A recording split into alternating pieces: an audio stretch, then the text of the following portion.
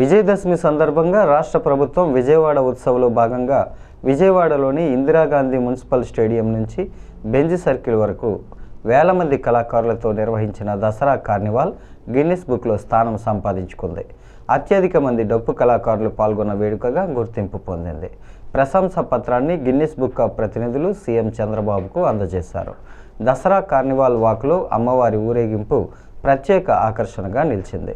40కి పైగా కళా బృందాలు, 3000 మందికి పైగా కళాకారులతో మెగా కార్నివాల్ వాక్ ఆకట్టుకుంది. సుమా వ్యాఖ్యాతగా వ్యవహరించగా AP creative cultural committee chairperson Tejaswi ఒక్కో కళారూపం ప్రత్యేకతను వివరించారు. సీఎం చంద్రబాబు కార్నివాల్ను ఆసక్తిగా వీక్షించారు. కళాకారులకు అభివాదం చేస్తూ వారిని ఉత్సాహపరిచారు. సాంప్రదాయ ఆధునికత కలగలిపిన ప్రత్యేక వేషధారణలు ప్రదర్శనలను ఆసక్తిగా తిలకించారు. బీజేపీ రాష్ట్ర అధ్యక్షులు PVN Madhav, Vijayawada MP Kesineni Nani, Swachhandhra corporation chairperson Kommireddy Pattabhiram, MLA Vasantha Krishnaprasad తదితరులు ఈ కార్యక్రమంలో పాల్గొన్నారు.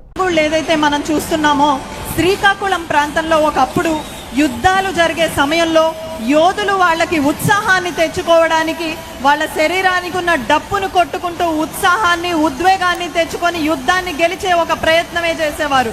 అది కాలానుగుణంగా గ్రామ దేవతల వద్ద ఊర్లో సంబరాల్లో ప్రదర్శిస్తూ ఈ విధంగా పిరమిడ్ ఆకారంలో ఏర్పడి వాళ్ళ కాళ్లకున్న గజ్జలతో అద్భుతమైన శబ్దాన్ని చేస్తూ ఈ తప్పెటగుళ్ల ప్రదర్శనని రాష్ట్రం అంతటా నిర్వహిస్తుంటారు.